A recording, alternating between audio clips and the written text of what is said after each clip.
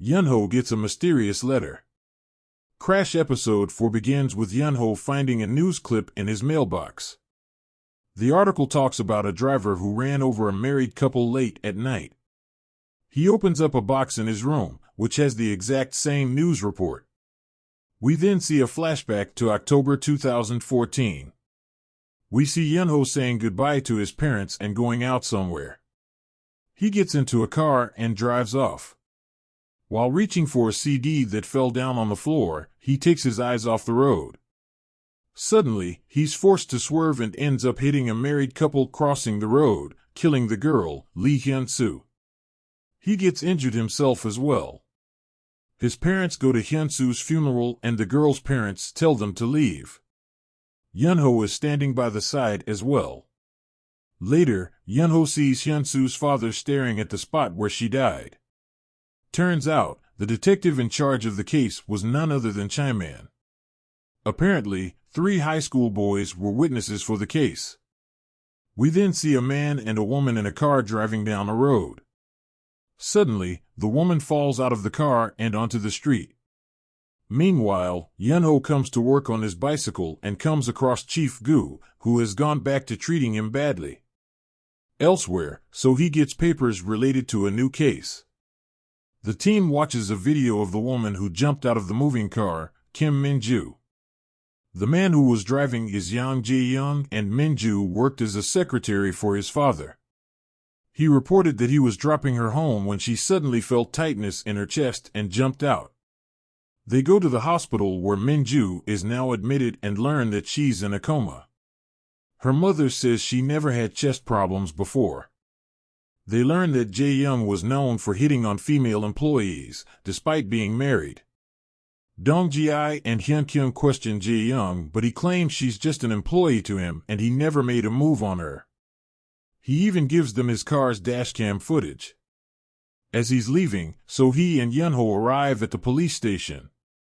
Yunho recognizes Jae-young as one of the witnesses from his own case, but doesn't tell the others.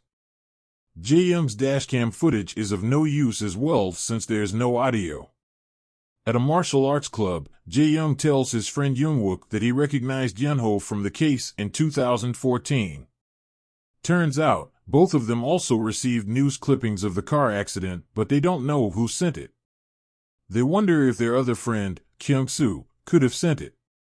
The TCI team learns that Min-ju has woken up. So-hee and Yunho visit her. She says she jumped out to avoid sexual harassment. But when they speak to Jae-young, he obviously denies all the accusations. Elsewhere, Young-wook has dinner with his father, Myung-hak, and Jae-young's father, Chairman Yang. Both are fairly important people. When Yang is in the bathroom, Young-wook tells Myung-hak about Yunho having become a police officer. Yunho and So-hee go to the hospital to visit Min-ju again, but Jae-young and his lawyer have already spoken to her. She doesn't want to press charges anymore because of how much trouble Jae-young could cause. After they leave, Min-ju's mother finds that Min-ju recorded her conversation with Jae-young on her phone. The recording shows Jae-young threatening to fire Min-ju and make sure she doesn't find another job. As the breadwinner of her family, she has no choice.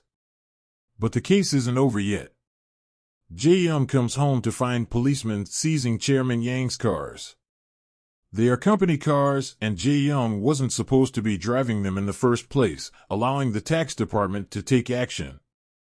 Later, Jae-young and Young-wook meet for a drink and Jae-young rants against Yunho, who made the report to the tax department. Young-wook tells him not to make a fuss. Yunho meets with Hyun-soo's father again. He reveals that someone has also sent him the news clipping of his daughter's death as well. The next day, So-hee is on her way to work when she sees a man on an electric scooter knock a child over and then run away. So-hee sees Yunho, grabs his cycle and chases the man down. Since the man knocked Yunho down so easily, So-hee gives Yunho a lesson in fighting and martial arts. This is mostly her flipping Yunho over multiple times. Dong Ji-ai and Hyun-kyung watch from the sidelines.